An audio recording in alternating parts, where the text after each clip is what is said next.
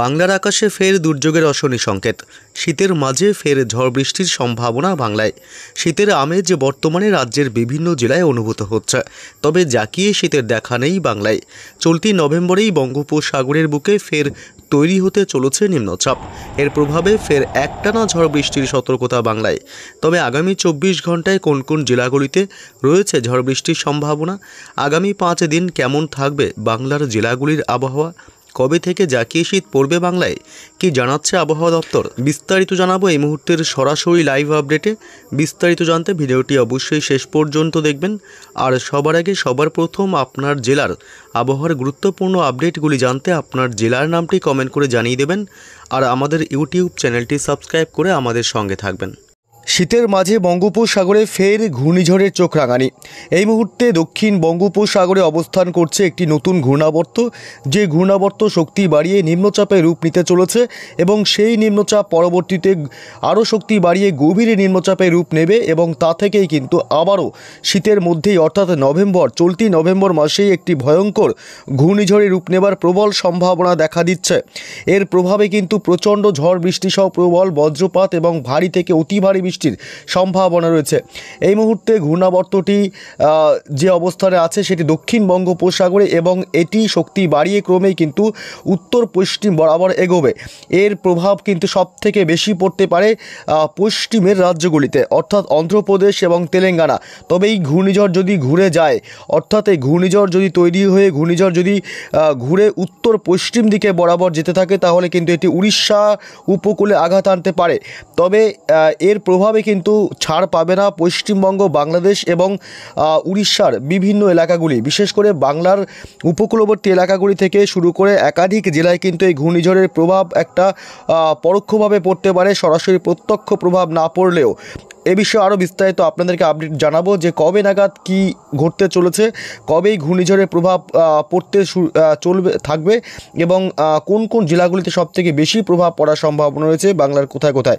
তবে তার আগে জানিয়ে দিই আপনাদেরকে যে শুক্রবার সকাল থেকে দিনভর কোন কোন জেলাগুলিতে কেমন আবহাওয়া থাকবে এবং কোথায় কোথায় বৃষ্টির সম্ভাবনা রয়েছে এবং কোথায় কত ডিগ্রি তাপমাত্রা নিম্নমুখী হতে পারে এবং কোথায় কোথায় জাঁকিয়ে শীতের সম্ভাবনা রয়েছে। তারপরে আসবো গুরুত্বপূর্ণ ঘূর্ণিঝড়ের লেটেস্ট আপডেট নিয়ে। অবশ্যই সাথে থাকবেন, শেষ পর্যন্ত দেখতে থাকুন গুরুত্বপূর্ণ আপডেট, লেটেস্ট আপডেট। প্রথমেই জানিয়ে দিই শুক্রবার 14ই নভেম্বর সকাল থেকেই পশ্চিমবঙ্গের দক্ষিণবঙ্গের কলকাতা, হাওড়া, হুগলি, উত্তর 24 পরগনা, দক্ষিণ 24 পরগনা, পূর্ব পশ্চিম মেদিনীপুর, 2 বর্ধমান, বাঁকুড়া, পুরুলিয়া থেকে শুরু করে পশ্চিমের জেলাগুলি, এদিকে ঝাড়গ্রাম সহ পাশাপাশি এদিকে রয়েছে মুর্শিদাবাদ, নদিয়া, এসব অংশ, বীরভূম, সমস্ত অর্থাৎ দক্ষিণবঙ্গের সমস্ত জেলাগুলির আকাশ সকাল থেকেই থাকবে পরিষ্কার রৌদ্রোজ্জ্বল এবং কিছু কিছু অংশে কিন্তু একটু কুয়াশার ভাবটা বেশি লক্ষ্য করা যেতে পারে। শুক্রবার সকাল থেকে ভালো পরিমাণে শীতের আমেজি থাকবে। কোথায় কেমন তাপমাত্রা একটু আপডেটে আসবো। তার আগে জানিয়ে দিই বাংলাদেশের মাদারীপুর, বরিশাল, খুলনা, সাতক্ষীরা, সাইকুপা, মেহেরপুর, সিলেট বিভাগ, রংপুর, বরিশাল, চট্টগ্রাম বিভাগ এবং সিলেট বিভাগ, রাজশাহী বিভাগ, সমস্ত বিভাগগুলি থেকে শুরু করে সমস্ত জেলাগুলি বাংলাদেশে থাকবে রৌদ্রোজ্জ্বল সকাল থেকেই। এদিকে পশ্চিমবঙ্গে উত্তরবঙ্গের জেলাগুলিতে বিশেষ করে এদিকে উত্তর দিনাজপুর, দক্ষিণ দিনাজপুর, মালদহ জেলা এবং কোচবিহার জেলা, আলিপুরদুয়ার জেলা, জলপাইগুড়ি জেলা, শিলিগুড়ি থেকে শুরু করে এদিকে দার্জিলিং, কালিম্পং, এদিকে দার্জিলিংয়ে মোটামুটি একটু মেঘাচ্ছন্ন আকাশ লক্ষ্য করা যাবে সকালের দিক থেকে। তবে উত্তরবঙ্গের বাকি সমস্ত জেলাগুলি কিন্তু আকাশ পরিষ্কার এবং রৌদ্রোজ্জ্বল থাকবে, অর্থাৎ পশ্চিমবঙ্গে উত্তর থেকে দক্ষিণ দুই প্রান্তে এবং বাংলাদেশের সমস্ত জেলাগুলির আকাশে রৌদ্রোজ্জ্বল থাকবে সকাল থেকে। তবে দার্জিলিংয়ের দিকটা উত্তরবঙ্গে একটু মেঘাচ্ছন্ন আকাশ লক্ষ্য করা যেতে পারে। তবে দুপুর থেকে মোটামুটি দিনভরই কিন্তু আকাশ মোটামুটি পরিষ্কার থাকবে, রৌদ্রোজ্জ্বল থাকবে। তবে আমরা যদি একটু বিকেল বা সন্ধ্যার দিকে দেখি, তাহলে বাংলাদেশের রংপুর এই অংশে কিন্তু একটু মেঘাচ্ছন্ন আকাশ লক্ষ্য করা যেতে পারে। তবে শুক্রবার কিন্তু সকাল থেকে তাপমাত্রা কিন্তু বেশ কিছুটা নিম্নমুখী থাকবে, অর্থাৎ গত 2 দিন বা 3 দিন যেমন ছিল। এদিকে কলকাতায় সর্বোচ্চ তাপমাত্রা নেমে আসবে 17 ডিগ্রি সেলসিয়াস থাকবে শুক্রবার সকাল থেকে তাপমাত্রা। উত্তর 24 পরগনায় 15 ডিগ্রি তাপমাত্রা এবং খড়দহে 16 ডিগ্রি হাওড়া হুগলি জেলাগুলোতে 15 থেকে 16 ডিগ্রি থাকবে তাপমাত্রা, এবং এইদিকে বাগনান কোলাঘাট এসব অংশ থাকবে 15 ডিগ্রি সেলসিয়াস তাপমাত্রা।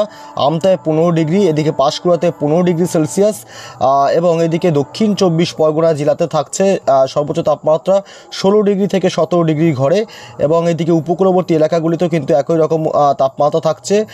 দীঘা কাথি 15 থেকে 16 ডিগ্রি, এবং নামখানা ফ্রেজারগঞ্জ হলদিবাড়িতেও কিন্তু 16 থেকে 17 ডিগ্রি সেলসিয়াসের মধ্যে তাপমাত্রা কিন্তু ঘোরাফেরা করবে। এদিকে ঝাড়গ্রাম জেলাতে থাকবে 15 ডিগ্রি সেলসিয়াস তাপমাত্রা, এবং গোয়ালতোড় চাকুলিয়া এসব অংশে মোটামুটি 14 থেকে 15 ডিগ্রির মধ্যে তাপমাত্রা কিন্তু থাকবে।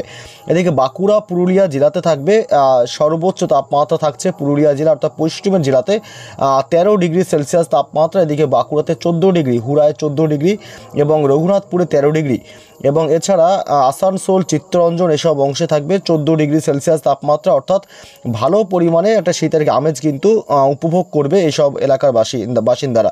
এবং বীরভূম জেলাতে থাকবে 15 ডিগ্রি সেলসিয়াস, 14 থেকে 15। এবং আমরা যদি দেখি তাহলে মুর্শিদাবাদ জেলাতে থাকবে কিন্তু 15 ডিগ্রি সেলসিয়াস তাপমাত্রা। এবং এদিকে মোটামুটি দক্ষিণবঙ্গের যা অবস্থা তাতে মোটামুটি 15 থেকে 16 ডিগ্রি তাপমাত্রা কিন্তু সর্বোচ্চ থাকছে। এবং এদিকে বাংলাদেশের ঢাকা থেকে শুরু করে কুমিল্লা এইসব অংশে 17 থেকে 18 ডিগ্রি, বরিশাল 18 ডিগ্রি, খুলনায় 16 ডিগ্রি, চট্টগ্রামে 19 ডিগ্রি সেলসিয়াস তাপমাত্রা লক্ষ্য করা যাবে। এবং ময়মনসিংহ বিভাগে 17 ডিগ্রি, রাজশাহীতে 16 ডিগ্রি, এবং রংপুরে থাকছে 16 ডিগ্রি, সিলেট বিভাগে থাকছে 17 ডিগ্রি সেলসিয়াস তাপমাত্রা। এদিকে পশ্চিমবঙ্গে উত্তরবঙ্গের জেলাগুলির আপডেট দেখতে গেলে দার্জিলিংয়ে 11 ডিগ্রি তাপমাত্রা থাকবে, এবং শিলিগুড়িতে 18 ডিগ্রি, কোচবিহার জেলাতে 17 ডিগ্রি, এবং এদিকে থাকছে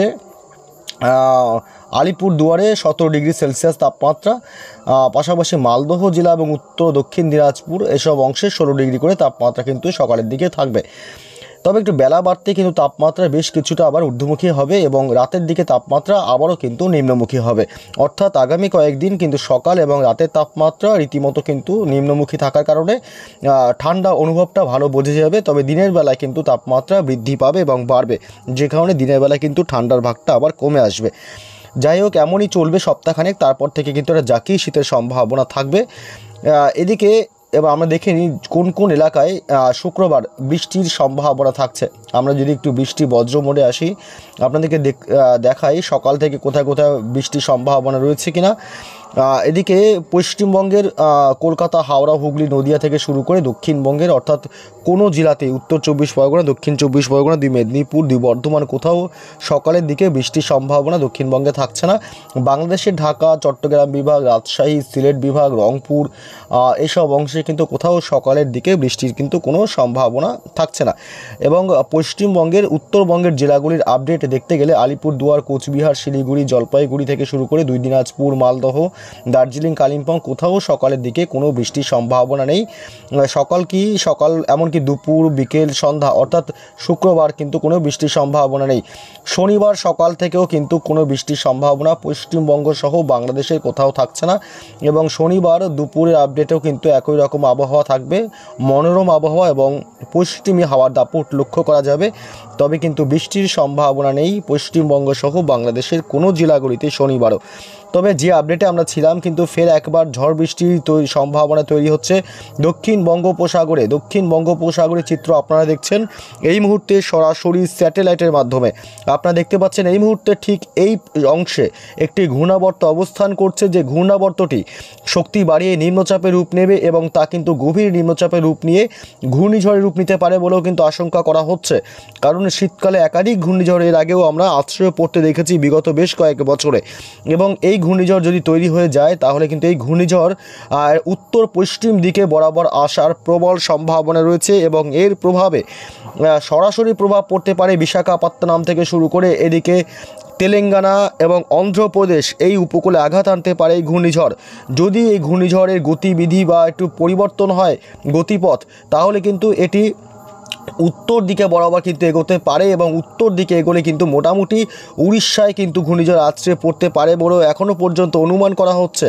যদিও ভারতীয় আবহাওয়া দপ্তর এখনও পর্যন্ত এই বিষয়ে কোনো কিছুই জানায়নি, তবে বিশ্বস্ত মডেলগুলি অর্থাৎ আবহাওয়ার যে বিশ্বস্ত মডেল, সেই বিশ্বস্ত মডেল থেকে বা স্যাটেলাইটের মাধ্যমে আপনাদেরকে দেখাচ্ছি এই ঘূর্ণিঝড়টি কবে আছড়ে পড়তে পারে জানিয়ে দিই, এটি মোটামুটি 24 থেকে 25 তারিখ অথবা এই চলতি নভেম্বর মাসের শেষ সপ্তাহে কিন্তু ঘূর্ণিঝড় তৈরি হবার প্রবল সম্ভাবনা রয়েছে।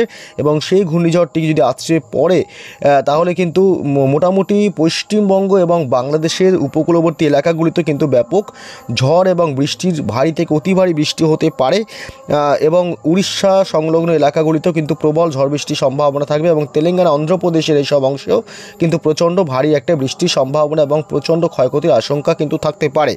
তবে এখনও পর্যন্ত ঘূর্ণিঝড় তৈরি হয়নি, যেহেতু এখনও পর্যন্ত সঠিক আপডেট বলা সম্ভব নয়, তবে শুধুমাত্র অনুমান করা হচ্ছে।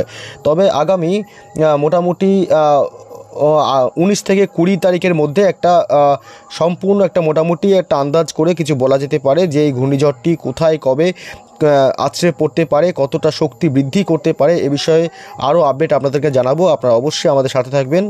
এখন এই পর্যন্তই।